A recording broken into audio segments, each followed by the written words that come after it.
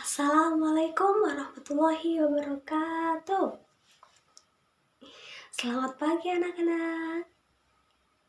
Apa kabarnya hari ini? Alhamdulillah. Ini semuanya sudah masuk kelas? Sudah? Sebelum kita memasuki pembelajaran, itu bangkunya yang di belakang itu agak kurang rapi, tolong dirapikan terlebih dahulu ya. Sama sampah-sampahnya itu yang ada di bawah kursi, di bawah meja, di pojokan tuh, di pojokan kiri tuh banyak sekali sampah-sampah plastik. Ayo kita semua ambil sapu, dibersihkan dahulu, baru kita memulai pembelajarannya ya. Baik.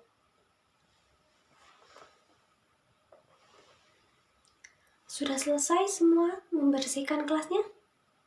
Sudah. Kalau sudah, sekarang duduknya rapi. Kita awali pembelajaran pada pagi hari ini dengan berdoa bersama. Ya. Ketua kelasnya tolong dipimpin doa. Fajar ya? Ya, Fajar. Fajar tolong dipimpin doanya ya.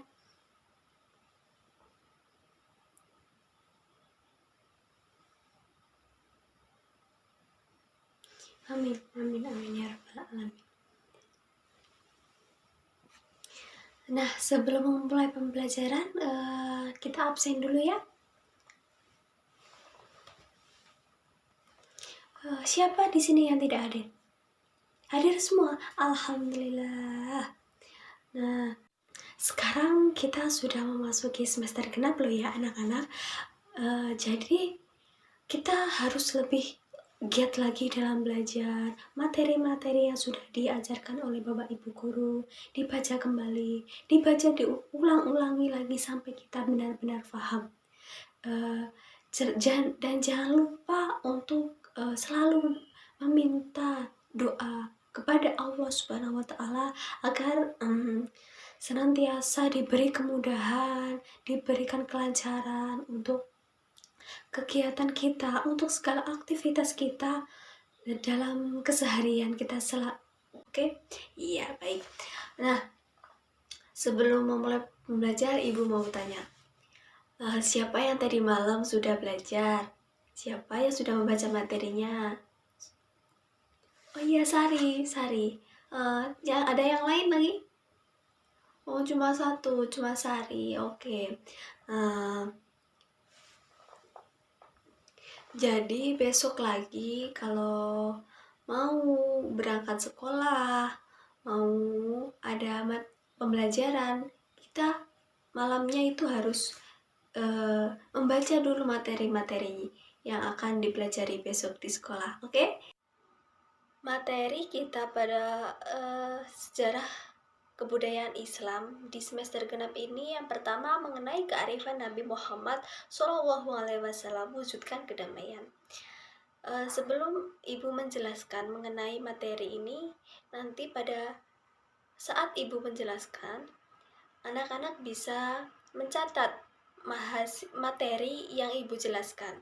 Jadi saat Ibu menjelaskan, anak-anak mencatat. Nanti pada akhir pembelajaran, rangkuman tersebut dikumpulkan ke Ibu, nanti Ibu koreksi. Nah, setelah itu nanti kalian membentuk kelompok. Nanti kalian membentuk kelompok dan berdiskusi dengan kelompoknya masing-masing mengenai materi yang sudah Ibu jelaskan. Mungkin di sini ada yang ingin bertanya mengenai kegiatan pembelajaran pada pagi hari ini? Oh iya, di belakang. Terkait siapa yang ingin presentasi, siapa yang akan presentasi? Untuk yang presentasi, nanti perwakilan saja, perwakilan dari masing-masing kelompok. Salah satu saja, tidak usah semua kelompok maju.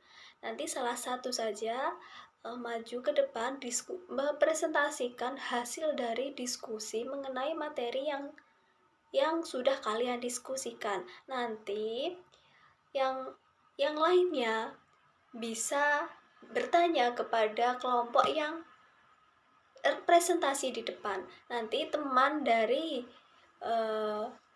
yang presentasi tersebut bisa membantu menjawab dari pertanyaan-pertanyaan teman dari kelompok-kelompok yang lain.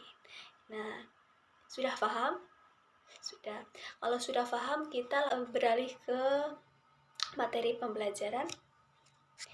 Jangan lupa menyiapkan buku catatannya untuk mencatat hasil dari penjelasan ibu guru ya. Jadi apa sih tujuan kita mempelajari materi ini?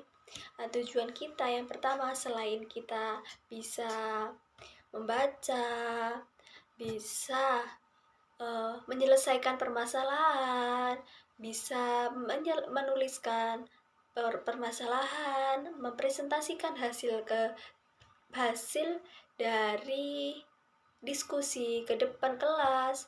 Selain itu, kita bisa menghargai dan menghayati perilaku disiplin, tanggung jawab, peduli, toleransi, gotong royong, dan bisa menghargai dan menghayati ajaran agama yang dianut oleh Nabi Muhammad SAW.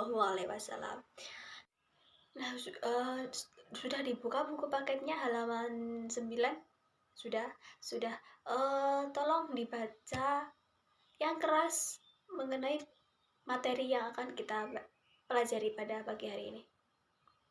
Ya, yang pertama saja dulu. Iya. Nah, betul.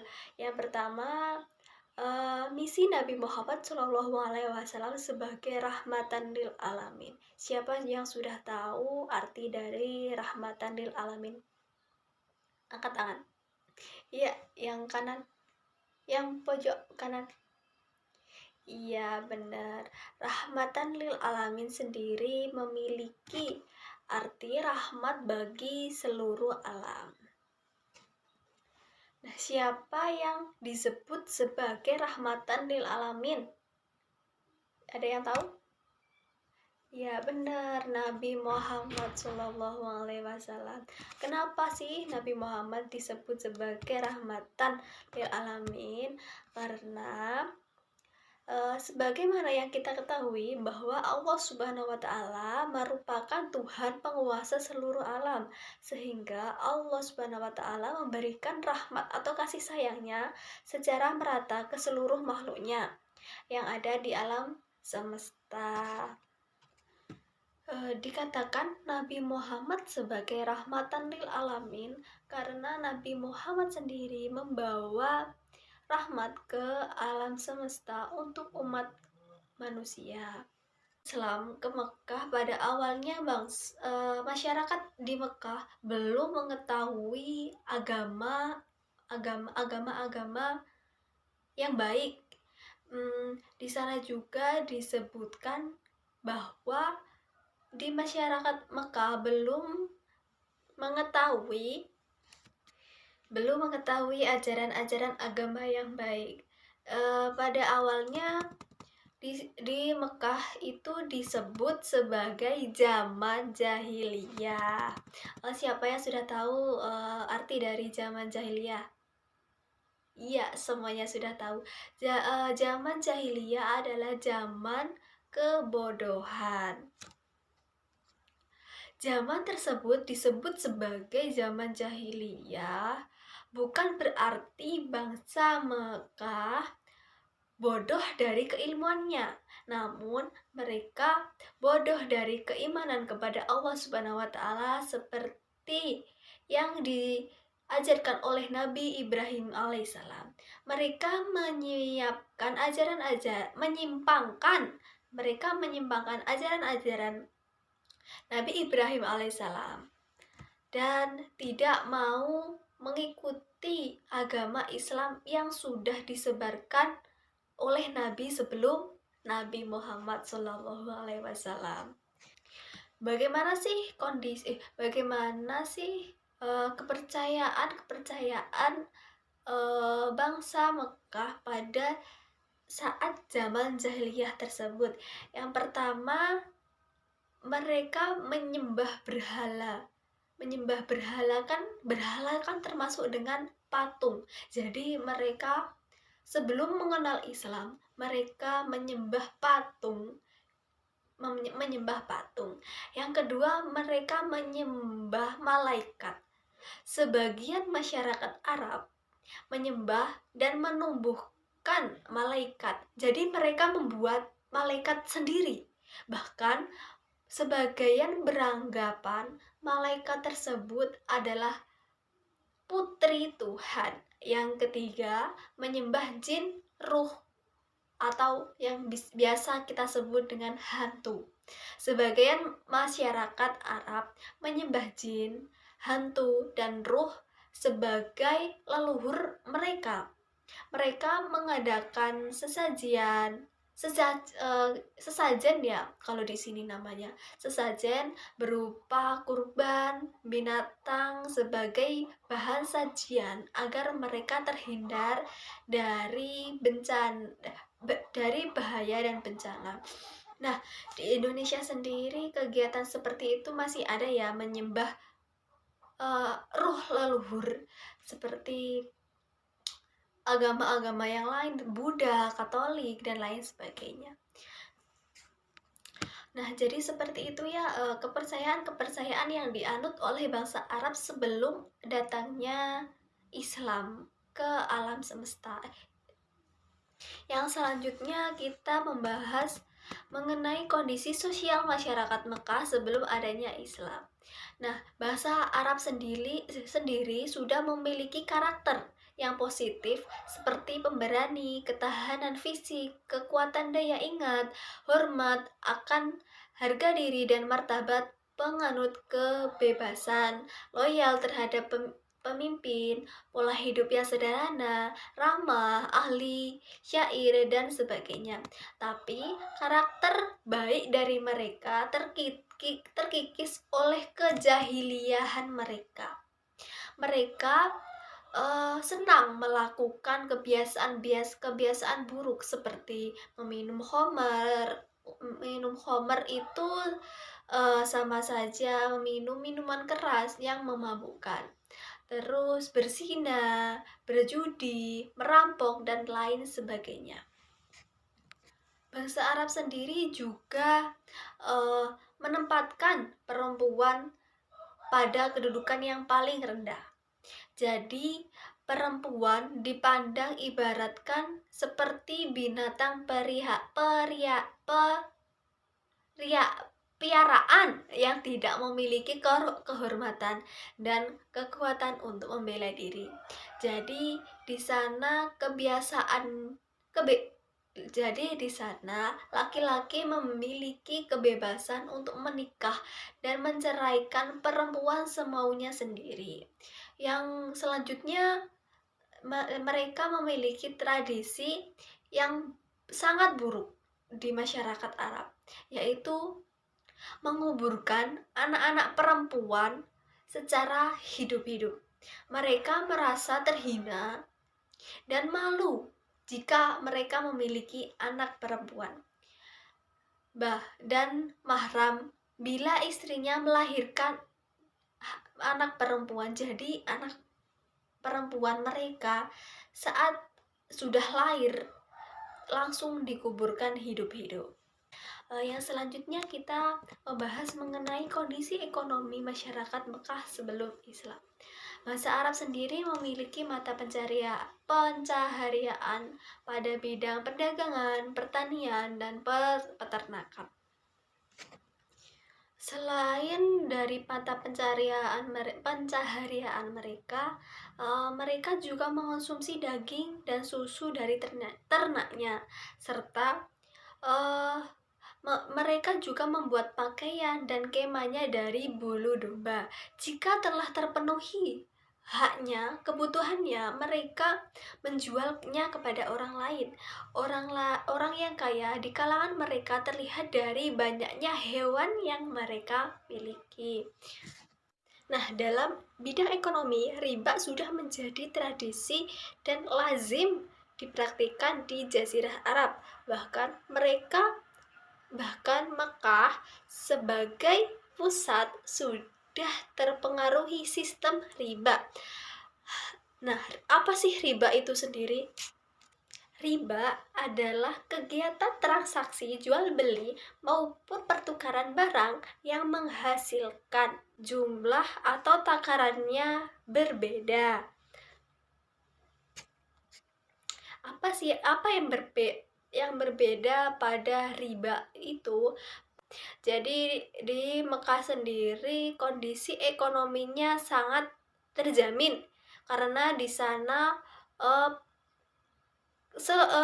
sebagian atau bisa saja disebut hampir semua penduduk di Mekah itu uh, melakukan perdagangan dari negeri satu ke negeri yang lainnya. Jadi kondisi ekonomi di sana pada masa itu sangat sangat sangat bagus sekali. Selanjutnya kita membahas mengenai kondisi politik masyarakat Arab sebelum Islam.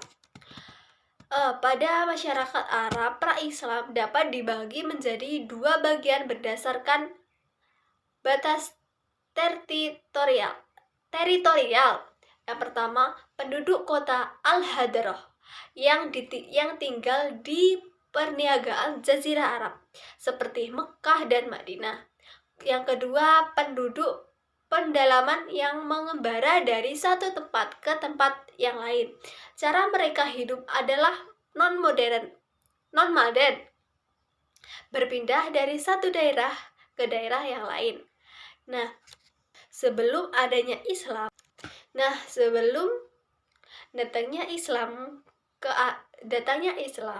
ada 3 kekuatan politik yang mempengaruhi politik Arab, yaitu yang pertama,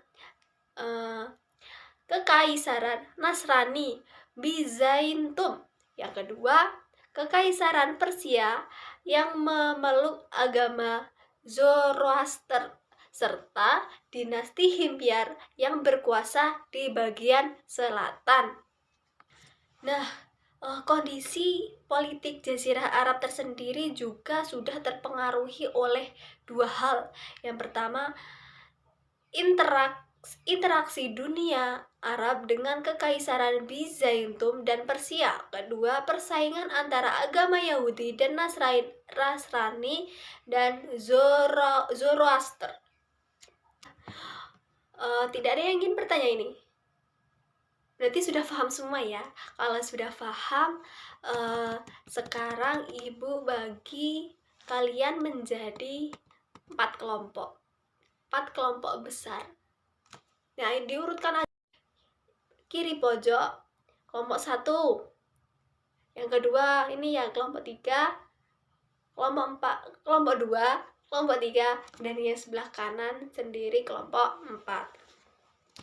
Dicatat ya tugasnya. Untuk kelompok 1, menjelaskan bagaimana kondisi kepercayaan masyarakat Mekah sebelum Islam. Iya. Yang kelompok 2, menjelaskan bagaimana kondisi masyarakat Mekah sebelum Islam. Yang nomor 1 tadi, kondisi kepercayaan. Yang kelompok 2, kondisi sosial masyarakat. Ya. Yang kelompok 3 menjelaskan kondisi ekonomi masyarakat Mekah sebelum Islam.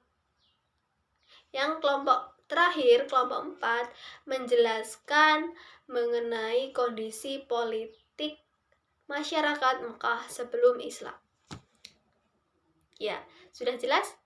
Sudah. Kalau sudah, Ibu beri waktu 30 menit untuk mengerjakan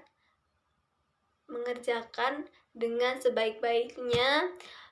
Bisa mengambil referensi dari tempat lain, atau dari LKS, bisa dari buku paket atau sumber-sumber yang lainnya.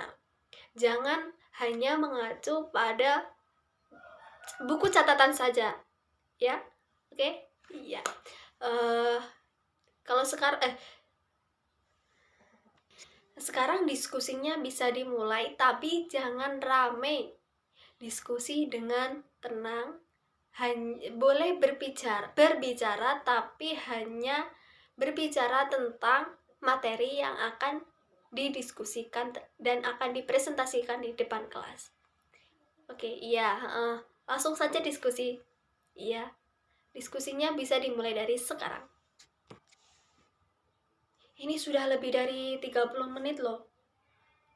Sudah selesai pekerjaannya? Oh, sudah. Ada yang belum? Yang sudah kelompok berapa? Kelompok kelompok 2. Kelompok 2 sudah selesai. Yang belum selesai berarti kelompok 1, kelompok 3, dan kelompok 4 ya. Ya, sekarang kalau kelompok 2 sudah selesai, bisa maju ke depan salah satu saja perwakilan untuk mempresentasikan hasil dari diskusi kalian.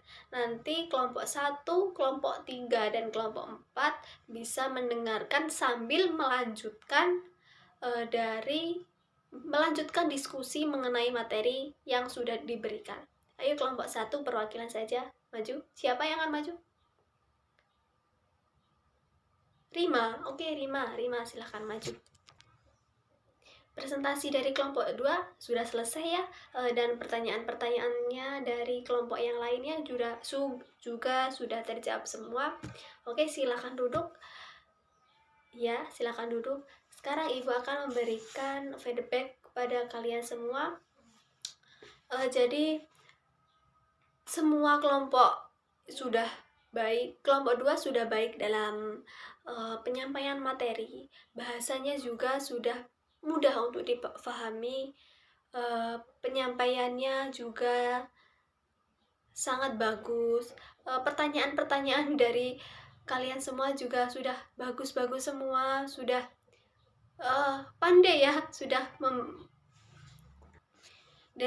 pandai memberikan kritikan dan saran yang baik, yang membangun untuk teman kita yang sedang presentasi. Jadi untuk kelompok yang belum maju bisa lebih ditingkatkan lagi, bisa lebih baik dari kelompok yang sebelumnya. Berhubung sekarang waktunya sudah habis, kelompok 1, kelompok 3, dan kelompok 4 yang belum presentasi bisa dilanjutkan minggu depan. Sebelum kita mengakhiri pembelajaran pada pagi hari ini, Ibu akan memberikan tugas rumah yang dikerjakan di rumah tentunya. Iya. Yang pertama, tugasnya membaca materi yang sudah dijelaskan oleh Ibu.